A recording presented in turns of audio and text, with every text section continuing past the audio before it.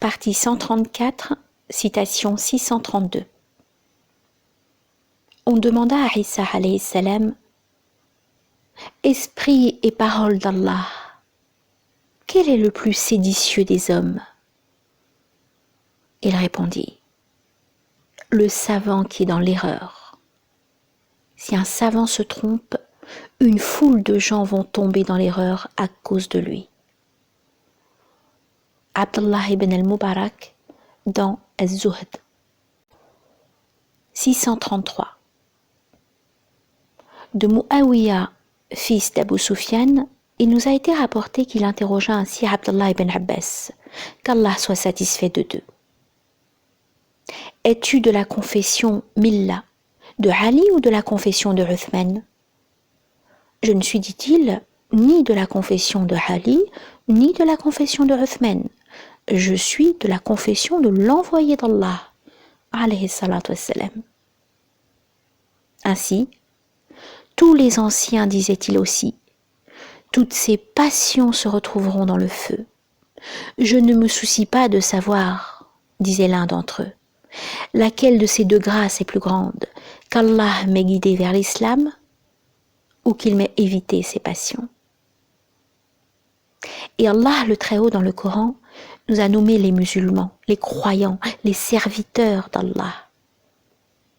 Ne nous détournons donc pas des noms dont Allah nous a nommés, pour des noms que des gens ont inventés, qu'ils ont donnés eux et leurs pères, et de par lesquels Allah n'a point fait descendre de pouvoir. Ibn Taymiyyah dans Majmou' al-Fatawa. 634. Lorsque nous disputions, nous écoutions notre compagnon avec la plus grande attention, de peur qu'il ne commette une erreur, tandis que vous, dans vos polémiques, vous souhaitez l'égarement de votre compagnon. Or celui qui est ainsi désire faire de son compagnon un impie, et celui qui a ce désir est déjà lui-même impie.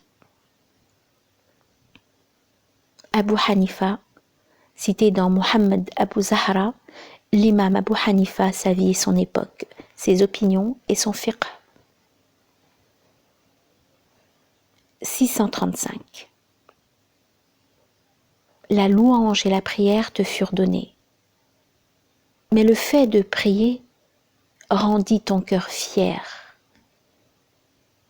Tu te vis comme un intime d'Allah, mais beaucoup furent éloignés d'Allah de cette manière. Jalal Din Rumi dans Mathnawi. 636. L'un des membres d'une délégation khariji dit à Abu Hanifa, « Vois-tu les funérailles de ces deux personnes à la porte de la mosquée? Il s'agit d'un homme qui a bu du vin jusqu'à en être gavé et mourir, et d'une femme qui a pratiqué l'adultère et ayant appris qu'elle était enceinte, s'est suicidée. » Abu Hanifa demanda, « À quelle confession appartenait-il? Était-il juif? » « Non, lui répondit-on. »« Chrétien? » ?»« Non. »« Zoroastrien? » ?»« Non. »« De quelle confession alors? » ?»« De celle qui témoigne qu'il n'y a de Dieu qu'Allah et que Muhammad alayhi salatu wassalam est son serviteur et son prophète. » Dites-moi donc à ce propos de ce témoignage, est-il le tiers, le quart ou le cinquième de la foi? La foi ne se divise pas en tiers, quart ou cinquième. Quelle part alors de la foi? Toute la foi, répondirent-ils. Quelle est donc la question que vous voulez me poser à propos de deux personnes que vous reconnaissez être croyantes? Ne tiens pas compte de nous. Seront-elles élues du paradis ou de l'enfer? Si donc vous revenez sur vos propos, je dirai sur ces personnes ce qu'a dit Ibrahim alayhi salam. Le prophète d'Allah alayhi salatu wassalam, concernant un peuple plus coupable qu'elle, a dit: quiconque me suivra sera des miens. Mais quiconque me désobéira, Seigneur, tu es clément et miséricordieux. Surat Ibrahim, verset 36. Et je citerai encore la parole de Isa, alayhi salam, le prophète d'Allah concernant un peuple plus coupable qu'elle. Il dit, « Si tu les châties, ne sont-ils tes serviteurs? Et si tu leur pardonnes, tu es en vérité le puissant, le sage. » Surat Al-Maïda, verset 118. Et je citerai la parole de Noé, alayhi salam, le prophète d'Allah, lorsqu'ils lui dirent « Allons-nous te croire ?» répondirent-ils, alors que tu n'as été suivi que par la lie du peuple. Nuh dit « Je ne sais pas ce que ces gens faisaient auparavant.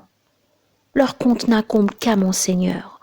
Oh, si vous preniez conscience, je ne suis pas celui qui repousse les croyants. »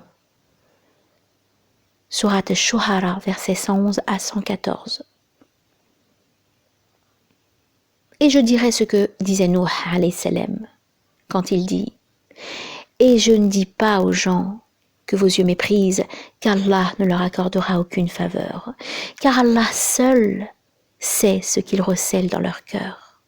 Sinon, je serai moi-même du nombre des injustes. » Surat Hud, verset 31.